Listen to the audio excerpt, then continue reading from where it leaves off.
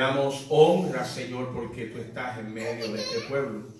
Y sabemos, Señor, que tu palabra, Señor, será escuchada por nuestros oídos y penetrada en nuestros corazones. Hoy te pido, Dios, de que tú, Señor, hables a nuestras vidas.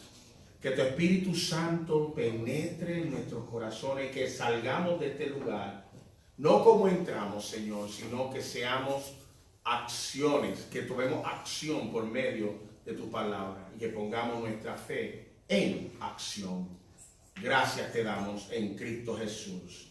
Amén y amén. Pueden tomar asiento, iglesia. Antes de comenzar, quiero dejarles saber que después del mensaje, la hermana Chila tiene un anuncio importante que le quiere compartir. Ustedes saben que el pastor pues está entrando en edad y a veces se le olvidan las cosas. Pero va a ser algo de bendición, yo sé. Una necesidad que tenemos en la iglesia para que lo pongan en oración. Bueno, ¿cuántos estamos listos para escuchar palabra de Dios? A eso vinimos, ¿no? Adorar. Y como parte de la adoración, el cierre de la adoración es cuando Dios habla al pueblo. Así es esto, hermano. La iglesia es bien sencillo la dinámica. Nosotros le damos a Dios y luego recibimos su palabra. Amén. Amén. Le damos a Dios de nuestra adoración y luego recibimos palabra de Dios. Así que estamos contentos, estamos felices de estar aquí. Y aunque no tengan mis lentes conmigo, no importa. No importa, estamos bien, me voy por fe. Amén. Me voy por fe, ¿no? Yo comí zanahoria los otros días, yo nunca he visto un conejo con espejuelo, así que bueno, vamos a ver que esto se pone bueno, amén. Libro de los Hechos, capítulo 16, versículo 31. Quiero comenzar este mes, febrero de familia, lo hemos estado promoviendo por las redes y estamos contentos porque lo que queremos es y pedirle a Dios de que restaure nuestro hogar, de que Dios pula las áreas en nuestros hogares que tienen que ser pulidos para que Dios solidarice nuestro hogar y cada miembro en ella. Estas próximas contando hoy los próximos 2 domingos, vamos a estar compartiendo acerca de esta bendición de lo que es la familia. Pero no es que vamos a estar dando instrucciones de cómo los esposos se van a tener que portar y cómo las esposas se tienen que portar. Yo no sé de ustedes, pero a veces cuando, por ejemplo, ustedes se creen que la familia pastoral la tiene perfecta, ¿no? Nosotros también tenemos nuestros desacuerdos, hermano. Y muchas veces yo salgo en mi carro, o sea, cuando ya se me está subiendo la presión, yo me monto en el carro, doy la vuelta más corta porque en Georgia no hay muchos sitios de ir que sean cerca, ¿no? Especialmente donde yo vivo, aquello es más monte que... Y entonces voy yo por ahí caminando y le estoy diciendo al Señor, Señor, cambia esta mujer que tú me diste, cámbiale la mente. Y Dios siempre me señala, primero eres tú, papito. Entonces yo viro para casa. Pues Señor, que cuando yo llegue a la casa ya se le haya olvidado todo y vaya, que estemos contentos, ¿no? Pero la dinámica de estos mensajes va a ser precisamente de que la palabra de Dios va a estar hablando a tu vida. No es que vamos a estar señalando y dándole codo, eso es primordial, no es, te lo dije. Yo tenía un hermano, un nito, que está con el Señor ahora mismo, y cada vez cuando él escuchaba algo que aplicaba a los hijos, él miraba hacia atrás y hacía, escucha. Entonces, él no se aplicaba nada a él era todo por ellos, ¿no? Y eso era tremendo chiste. Pero reciban esta palabra para ti y pídele a Dios en qué área Dios yo tengo que perfeccionar. No solamente lo que estamos en casa, aquí en la casa, sino también los que están viéndonos por las redes sociales. Este mensaje es para ti también. Amén. Así que dice la palabra del Señor, una iglesia poderosa se pone en pie en reverencia a la palabra de Dios y vamos a estar dando lectura a este versículo número 31 del libro de los Hechos, capítulo 16. Y dice la palabra de Dios, cree en el Señor Jesús, así tú y tu familia serán ¿qué? Salvos. Lo repito, cree en el Señor Jesús, así tú y tu familia serán ¿qué? Salvos. Le contestaron a ellos. Y vamos a darle gracias a Dios por estas palabras. Y vamos a pedir que el Espíritu Santo arrope nuestras vidas y dé convencimiento a nuestros corazones. Padre, esta palabra, Señor, este versículo de creer en el Señor Jesús y seremos salvos nosotros y nuestra casa, queremos hoy aplicarla a nuestras vidas. Enséñanos, Dios, a ser obedientes a ti. Queremos escuchar tu voz. Ponte tu Espíritu Santo en mi lugar y habla en nuestras vidas. Te lo pedimos en el nombre de Jesús. Amén y amén. Narrando el capítulo como tal, en el libro de los Hechos, habla acerca de cuando una vez íbamos al lugar de oración, nos salió, y esto era Pablo y Silas. ¿Cuántos han escuchado de Pablo y Silas? Pues Pablo está hablando, está narrando la historia de que cuando iban al lugar de oración, en el encuentro hubo una joven esclava que tenía espíritu de adivinación. ¿Ustedes han visto la de espíritu de adivinación? Amén. Gente que cuando no saben lo que son estas mujeres, son estas que hacen fortuna leyéndote las palmas, leyendo el futuro y todas estas cosas, ¿verdad? Entonces, con esos poderes, la adivinadora ganaba mucho dinero, porque ellos cobran por esto, cobran por esta lectura de mano o por estas adivinanzas. Y entonces ella ganaba dinero, pero tenía que reportárselo porque ella tenía unos amos que tenían que reportarle ese dinero. Entonces ella venía con su arte y venía y hablaba, y o sea, hacía su adivinación, y entonces el dinero que le pagaban iba y se lo llevaba a los amos. Entonces, al ver a Pablo y a Silas, esta mujer comenzaba a gritar, porque al ver a Pablo y a Silas, reconoció de que en ellos había un poder mayor, donde ella declaraba y decía: estos son siervos del Dios Altísimo y le anuncian a ustedes el camino de salvación. Obviamente, nosotros como hijos de Dios, a eso hemos sido llamados, a anunciar el camino de Dios. Y así dice la palabra que continuó durante muchos días, y entonces por fin ya Pablo se salió por el techo. Ya Pablo estaba, cuando pasaba y escuchaba todas estas griterías en contra de ellos, dice que se molestó tanto que se volteó y la reprendió su espíritu. Y entonces, cuando reprendió el espíritu, cuando uno reprende espíritu, lo hace en el nombre de Jesús. Si no lo hace en el nombre de Jesús, estamos en peligro. Entonces viene y lo reprende en el nombre de Jesús y le dice: en el nombre de Jesucristo, te ordeno que salgas de ella. Pablo no la miró a ella, sino quien estaba detrás de ella. Y Pablo dice: en el nombre de Jesús, yo te ordeno que salgas de ella, ¿no? Entonces, cuando los amos dice la Biblia que cuando los amos de esta joven se dieron cuenta de que se le había fumado el poder, imagínense, quedaron peladitos, se le fue el guiso. Entonces ellos hicieron un complot en contra de Pablo y de Silas. Los ordenaron a que los arrestaran, fueron arrestados y fueron puestos en el calabozo, ¿no? Entonces dice la Biblia que bueno, fue tan grave que la multitud se amotinó contra ellos y los magistrados los mandaron a arrancar le arrancaron la ropa y luego de eso los llevaron y los encarcelaron. Había un hombre que fue ordenado a mirar, a velar por la celda, ¿no? Un guardia. Y entonces Pablo y Silas, dentro en su cárcel, en la cárcel, comenzaron a cantar coritos.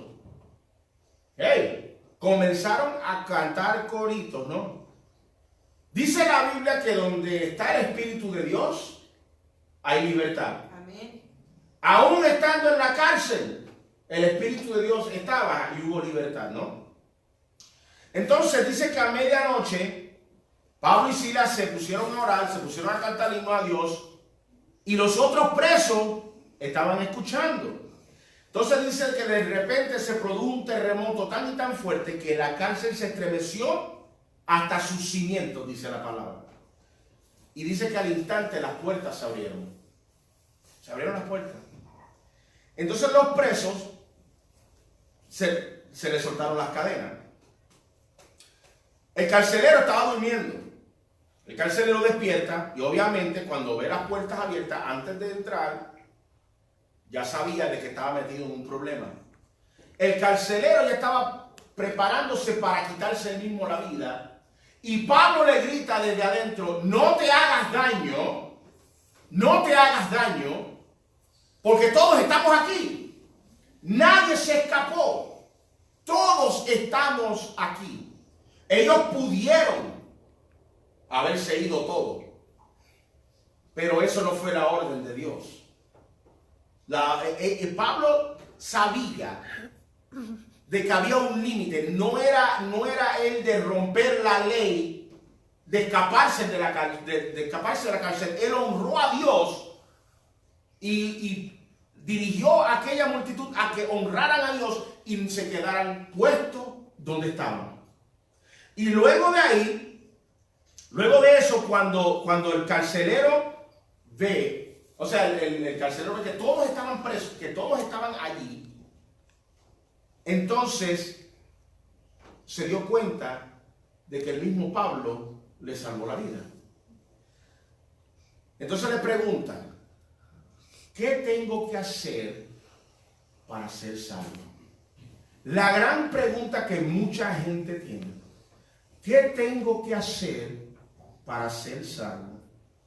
La versión Reina Valera dice, cree en el Señor Jesucristo y serás salvo tú y tu casa. Y mucha gente toman ese pasaje como algo como que esta es mi zona cómoda. Cree en el Señor Jesucristo y serás salvo tú y tu casa. Mucha gente se confunde con lo que quiere decir este versículo donde declara Pablo, le declara el carcelero, lo único que tienes que hacer para ser salvo es creer en el Señor Jesucristo, serás salvo tú y tu casa. Pero ¿qué es lo que no quiere decir este versículo? ¿Qué es lo que este versículo no está diciendo? ¿Cuál es la definición incorrecta de este versículo? En otras palabras, número uno, no porque yo sea salvo, oigan ustedes, no porque yo sea salvo, los de mi casa adquirirán la salvación gracias a mi obediencia. No porque yo sea salvo quiere decir que los demás van a vivir una vida como les dé la regalada gana y entonces van a adquirir salvación por mi casa. Eso, por mi obediencia, eso no es lo que quiere decir este versículo bíblico. No nos equivoquemos en que porque ustedes han visto y lo han escuchado, si ustedes tienen la oportunidad de preguntarle a alguien, oye, en tu niñez, cuéntame de tu caminar con Jesús, te darás cuenta que mucha gente va a decir, bueno, yo estoy bien con Dios porque mi papá y mi mamá van a la iglesia, ellos me llevaban cuando chiquito, ya yo no voy, pero ellos siguen yendo, yo sé que yo estoy bien, gracias a ellos. Eso no funciona así, porque la salvación, mi gente, es individual. Es individual. Ahora, entonces, ¿qué quiere decir? Cree en el Señor Jesucristo y serás salvo tú y tu casa. Número uno, tenemos que darnos cuenta de que nuestra casa es nuestra responsabilidad. Hello. Nuestra casa es nuestra responsabilidad. No es responsabilidad de uno, es responsabilidad de todos. Dios te ha dado una responsabilidad individual y colectiva para tu hogar. ¿Cuál es la responsabilidad que nos toca? La primera responsabilidad que nos toca es de modelar a Cristo. Oye, de modelar a Cristo de tal manera que sea vidente. de modelar a Jesús de tal manera que sea vidente. O sea, modelo yo a Jesús de tal manera que convenzo a mi familia de que Cristo vive en mí. O modelarán ellos a Cristo de tal manera que sea notable para mí. Si la gente me visita, ¿respiran paz o sienten contienda debajo de mi techo? Es mi responsabilidad de ser testimonio comenzando en mi casa, pero es responsabilidad de cada uno individualmente de seguir a Cristo individualmente, de que sea notable. El problema de nuestro hogar, y estoy generalizando, es que jugamos a la papa caliente y nos echamos la culpa uno al otro, porque la culpa es huérfana. La culpa no tiene dueño. Nadie tiene la culpa de nada. Siempre las cosas que pasan en mi casa es culpa de Angeli. Es culpa de Angeli. Para mí, porque yo nunca quiero cargar la culpa. Y el 90% de las veces es Angeli quien tiene la razón. Oye, ustedes se ríen de eso. A ustedes en vez de decir, no, pastor, usted tiene toda la razón, compartan la culpa. No, es verdad, iglesia, es verdad, lo voy a admitir. A veces mis hijos vienen donde mí y me dicen, papi, esta mami es bien irracional. La mami no razona. Esta mami, papi, háblate con ella.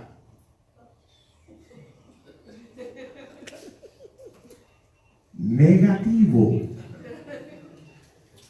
Yo no me voy a meter en problemas por tu culpa.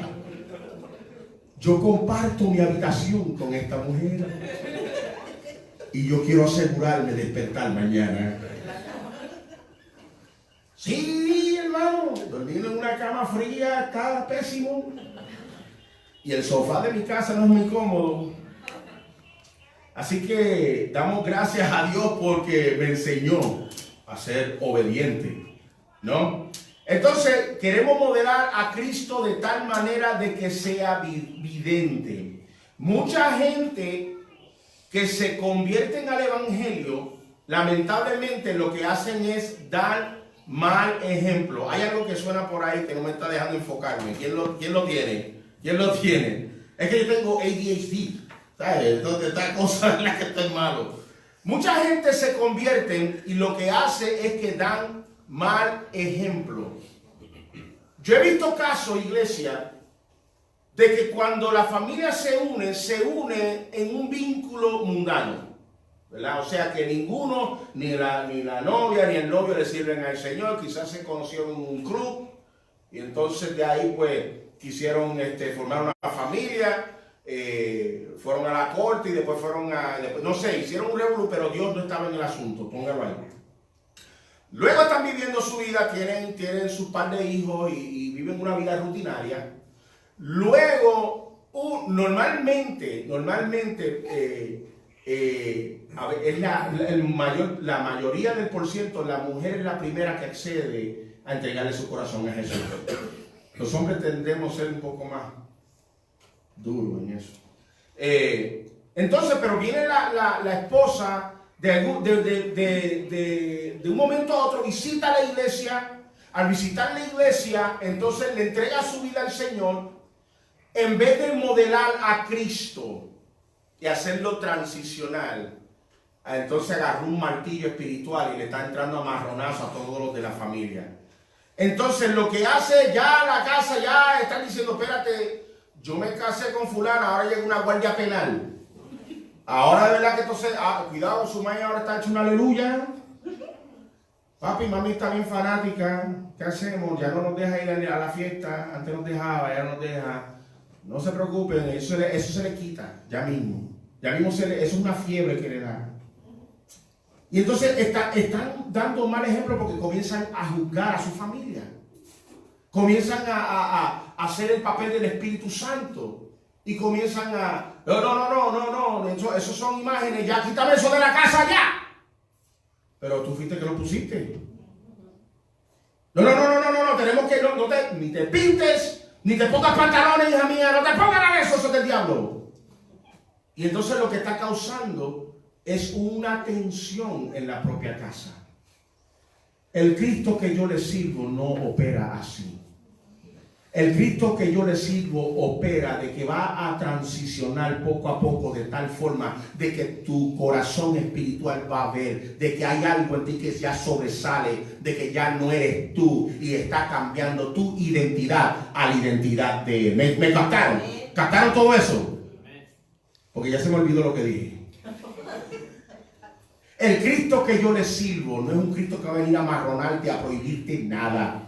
Él va a transicionar tu corazón. Él comienza a moldearte al corazón de Él. Él cambia tu agenda a la agenda de Él. Y va a transicionar de tal forma de que cuando tú te des cuenta y cuando tengas esa relación con Jesús, de tal manera que tú dices, ¿sabes qué, papito? Yo te amo, te respeto. Yo sé que todavía estamos en esta transición.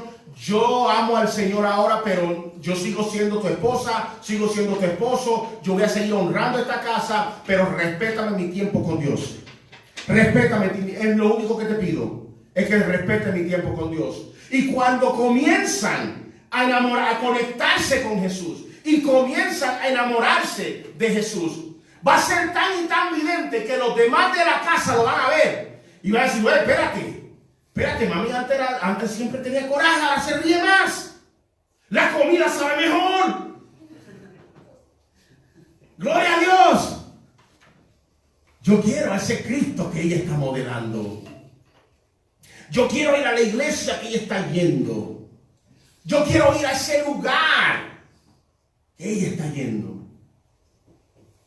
¿Es fácil? Claro que no. No es fácil. ¿Es imposible? Claro que no. No es imposible. ¿Puede Dios restaurar mi casa? Claro que sí. Comienza con Él y termina con Él. ¿Cómo lo hago, pastor? ¿Cómo lo hago, pastor? Vamos a comenzar con nuestros hijos. Vamos a comenzar con nuestros hijos. En mi casa, en el núcleo de mi casa, desde la edad de mis 11 años hasta los 20 y tantos años, en mi niñez y mi juventud, mi casa era disfuncional. Nunca estábamos en la casa, no había un hogar estable. Mami trabajaba, era madre soltera, y trabajaba, y mami pues tampoco se había apartado del Señor. Usted sabe, cuando uno se aparta del Señor, lo que le atrae es el mundo. Mami era joven, mami me tuvo a mi jovencita, y exploró esa libertad. Yo exploré esa libertad, que no era libertad de Cristo, quiere decir que no era en realidad libertad, sino era encadenándonos al pecado. Y mi casa era así por muchos años, disfuncional. Y no voy a entrar en esos detalles porque nos tomamos, pueden pasar 3 cultos y seguimos. Pero en un momento dado, ya yo era padre soltero, Angeli y yo habíamos comenzado el noviazgo. Ya yo estaba cansado del núcleo que me rodeaba, o sea, del núcleo de gente que me rodeaba. Ya yo estaba cansado de sentirme enfermo. Yo estaba cansado del estilo de vida que yo llevaba, uno que era lleno de odio, yo no tenía ni siquiera sentido en la vida. Y gracias al Señor que me ha traído a la mujer virtuosa que yo tengo, que un día fui invitado a una iglesia, lo cual era unas células que ellos tenían, y yo sabía de la existencia de Dios, porque gracias a Dios pues yo tengo mi familia desde mis abuelitos hay mucha oración. El evangelio es bien fuerte en mi casa, pero este pedacito estaba como que éramos los pródigos, ¿no? Y entonces fue un Viernes Santo, porque en Puerto Rico Viernes Santo es grande, y yo me imagino que en los países de ustedes también. Y fue un Viernes Santo que por primera vez en mi vida yo le abrí mi corazón a Jesús. Yo les confieso que yo fui a la iglesia borracho.